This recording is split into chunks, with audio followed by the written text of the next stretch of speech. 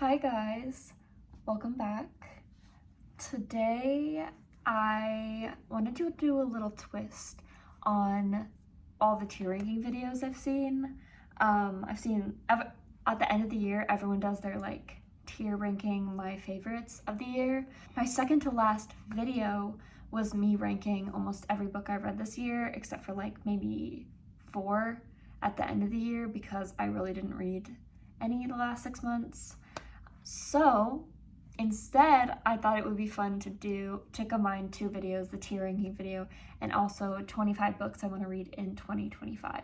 So instead of tier ranking the books that I've already read, I'm going to tier rank what I think my rating for these books will be in 2025. Just with the caveat that these books I'm generally feel more positively towards because obviously they're on my TBR, I want to read them, but some of them I want to read more than others, so I'm kind of just gonna fill out the vibes and maybe, I don't know, we're gonna see what I think going into it, whether I have really high expectations or kind of middle of the road expectations.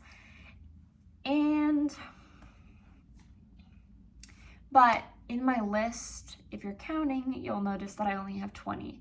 And that's because 5 of my books are memoirs, and I don't rate memoirs.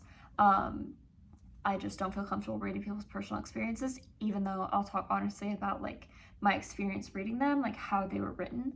But I'm not gonna give a star rating to a memoir. It feels wrong. But I'm gonna tell you what those books are, and that is All the White Friends I Couldn't Keep, A Mind Spread Out on the Ground, Between the World and Me, Nobody Knows the Trouble I've Seen, and The Terrible. Some of these I've had on my TBR for a lot longer, and then the last one, The Terrible, I literally bought 2 days ago. So I'm really excited to read those. But anyway, without further ado, let's get into the tier ranking.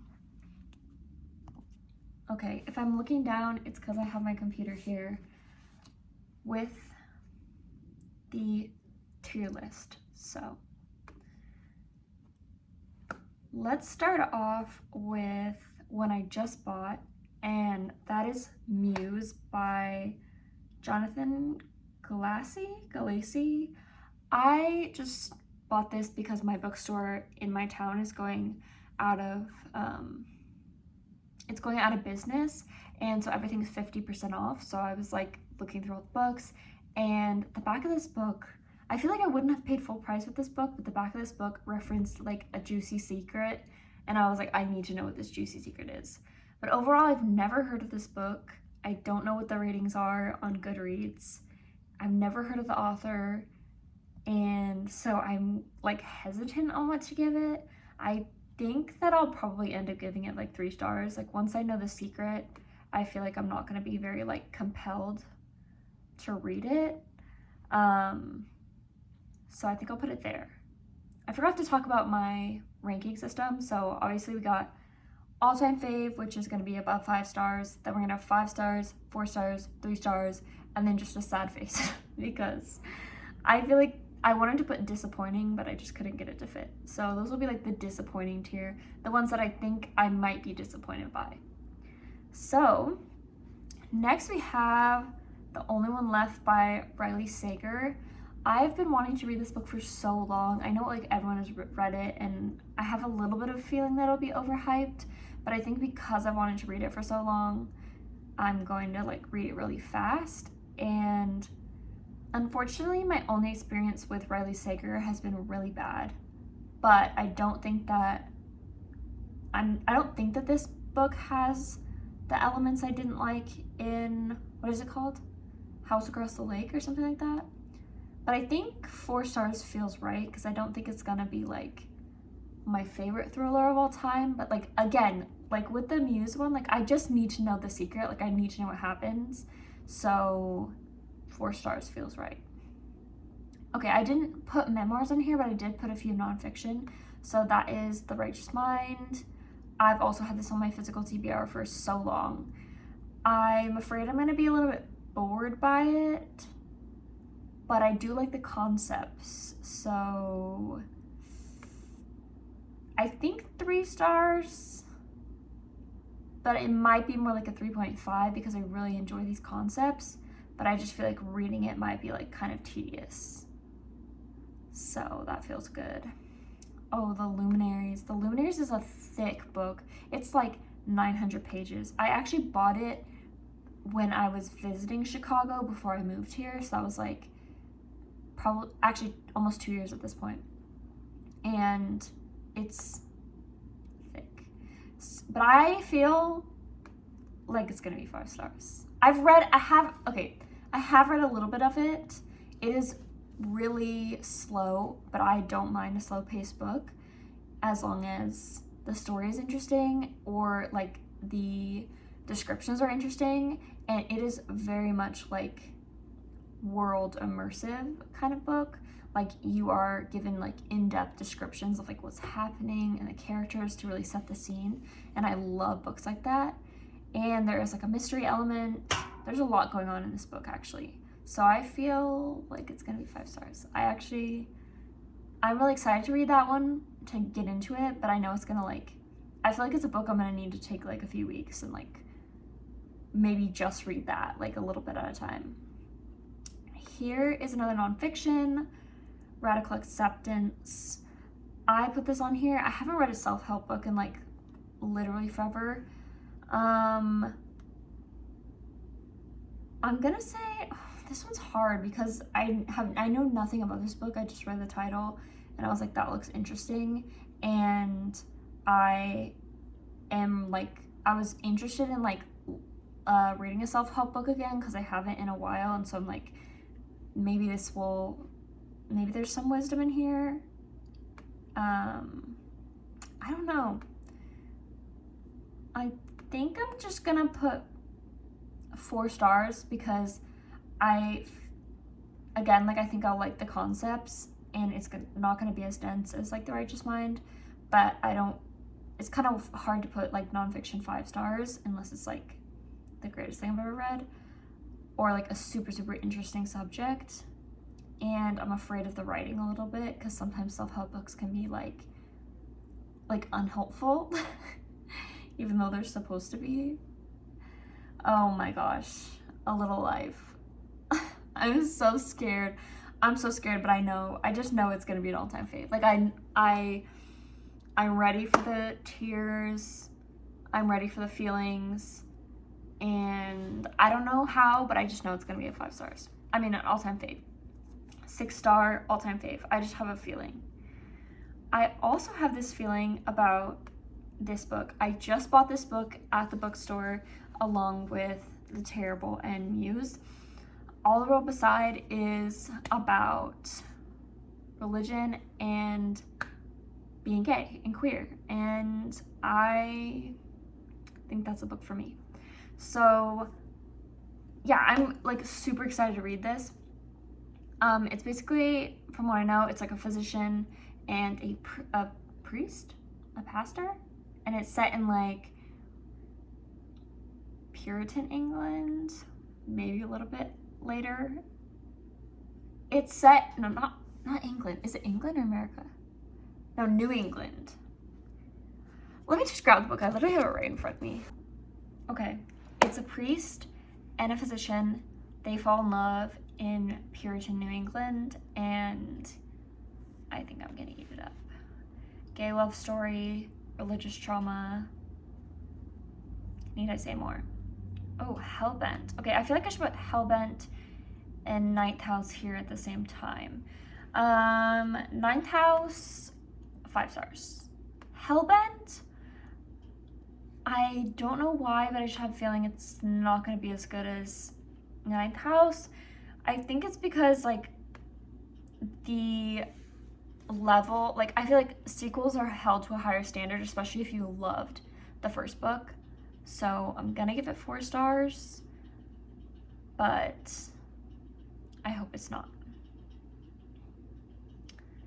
Ooh, Beloved by Toni Morrison. So I've never read a Toni Morrison. I actually bought at a discount bookstore or a used bookstore, Paradise, but I put Beloved on here because it is more highly rated, and I've seen people put it on their like bests of 2024, like that it was one of their top books. And so that made me more interested to read this one first. I feel like it's gonna be 5 stars because every Toni Morrison review I've ever heard was like, is that like she's like one of the best writers. But yeah, I think I'm gonna put it there. I hope I'm not let down by all these. Oh, Bunny. I actually, fun fact, Bunny just came through on my Libby downloads, so I'm so excited because I'm actually about to start Bunny right now, which is kind of why I wanted to get this video up first, because I didn't want to start reading Bunny and then it influenced my view. All-time fave, because everyone I see talk about it loves it. I know it's a really popular book, but also the booktubers that I have similar tastes to love it. And I need to know what this weird girl book is, because I'm a weird girl and I like weird girl books. Ooh, Our Endless Numbered Days. I'm gonna put this in 4 or 3 stars. So Claire Fuller wrote my favorite book ever, which is Bitter Orange. And I think it's kind of the same thing with like the series hype. Like, she wrote my favorite book ever, so I feel like I'm holding her to such a high standard that this one might be a little bit disappointing. Also, the plot doesn't interest me as much. It's about like a girl who gets like basically kidnapped by her dad and taken into the wilderness, and then it's kind of like her recounting her days there, and it is fictional, but yeah, I don't know. I'm gonna say 4 stars because her writing is like so good that it'll carry it regardless of if the plot is like a little bit slow. Okay. Now I have none in the sad category. I feel like I might have to move some around but these are also books I want to read, so it's hard because I don't think I'll be disappointed by anything.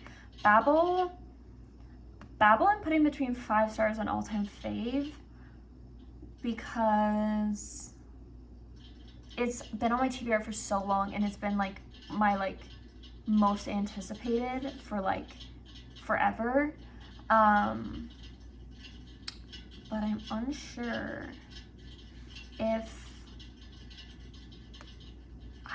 it's gonna be an all-time fave. Like, I just have this weird feeling, and I can't explain it, that like there are gonna be parts or elements to it that I don't like. Like, maybe it's a little bit like dense or slow, which doesn't always turn me off from a book, but I just have this strange inkling. The God of the Woods, I don't know why, but I think this is going to be an all-time fave. Because, let me tell you why. Because I've heard people be disappointed because they're going into it expecting a thriller, and they're getting more like a literary thriller or like a slower like thriller, and that's exactly what I love. That's what I loved about Bitter Orange. Like, it was, when I recommend it to people, I don't tell them to go into it thinking that it's a thriller. Like, it's a psychological thriller, that's what it's called, but like I would never go into it thinking that, and I didn't go in thinking that, and then I was pleasantly surprised because it reads way more literary. So I am super excited about that. I just have a weird feeling it's an all-time fave, but also I love the cover to this book, and that's why I chose it. Like, that's literally why I want to read it, the cover. And because it's a I can't say that word, literary thriller. Oh, okay. Here's one that I feel like I can put in the sad face because I just don't like sci-fi. Like, I think I still might rate it like 3 stars, but I just don't know if I'm gonna connect to it. And this is gonna be one that I'm gonna struggle to pick up. Because when I bought it mostly because the back sounded a little bit interesting and the cover is like beautiful. And I don't know if that's enough to get me to read sci-fi, because I also I talked about in my last video why I don't really like sci-fi, but the concepts sound interesting, so I'm gonna put it there because I need to put something there, but I hope that it surprises me. I'm also gonna put The Violinist's Thumb in there. This is a nonfiction book. I don't really understand what it's about. I feel like it's about a bunch of things, but like appreciating the little things. I'm gonna put it in Sad Face, even though my friend recommended this to me. Sorry. Said it's really good, but maybe it's also the cover. The cover is like really not doing it for me. It's very bland. So, ooh, Acts of Desperation. All-time fave. Immediately. All-time fave. I have also read like 20 pages of this book, and that's how I know it's going to be an all-time fave, because just the feminine urge of this book, like, I can only describe this book as like a feminine urge. Like, girlhood, the girls who get it. Love it. Ooh, The Blood Kingdom. I'm gonna put this in 3 stars because the last time that I read a book from a author that I found on Book Talk, it was not great. And I know that's not a good reason to put it in 3 stars, but I was disappointed, and I am a little bit burned by cute covers and really intriguing plots, but I'm afraid a little bit with fantasy that like it's all been done, and it's really hard to find a fantasy book that isn't just combining a bunch of tropes from other fantasy books or plots from other fantasy books into a book. I am really excited to read it. I bought it almost immediately because I wanted to support the author, and the cover is beautiful. But I am just a little bit like iffy about fantasy right now. I think that's also contributing to my rating. Okay, 2 more. We have The Devil in the Dark Water by Stuart Turton. Is that how you say it? So I read I don't know if it's his first book, but I read another book of his, which is The 7.5 Deaths of Evelyn Hardcastle, and I loved that book. I did give it 4 stars. I'm not sure, I forgot why I gave it 4 stars and not 5. I think it was because the ending was like a little bit like meh, like it was good, but I felt like there could have been more from the ending. I'm gonna give this a 4 stars because I feel like I will feel very similar to that. This premise doesn't intrigue me as much as the Evelyn Hardcastle book, but I love his writing, and so I feel like it'll be 4 stars. Ooh, Eve. I'm gonna put Eve in 5 stars, which is hard because it's hard for nonfiction to get up there, but I have started reading it. It is phenomenal, and it's like combines like a bunch of my passions, which is like science, learning about evolution and history of the world, and the female body and women in general. So that's where I'm gonna put it. So all-time faves: A Little Life, All the World Beside, Bunny, The God of the Woods, Acts of Desperation. Then we have 5-star, which is The Luminaries, Ninth House, Beloved, Babel, and Eve. And 4 stars, The Only One Left, Radical Acceptance, Hellbent, Our Endless Numbered Days, The Devil in the Dark Water. 3 stars is Muse, The Righteous Mind, and The Blood Kingdom. And we have Sad Face, Disappointing, Black Leopard, Red Wolf, and The Violinist's Thumb. So I think it'll be fun at the end of the year, or at least when I've read all these books, to come back and see if I was right and react to this video. Hope you enjoyed this video. Give it a like, comment, subscribe, and I will see you next time.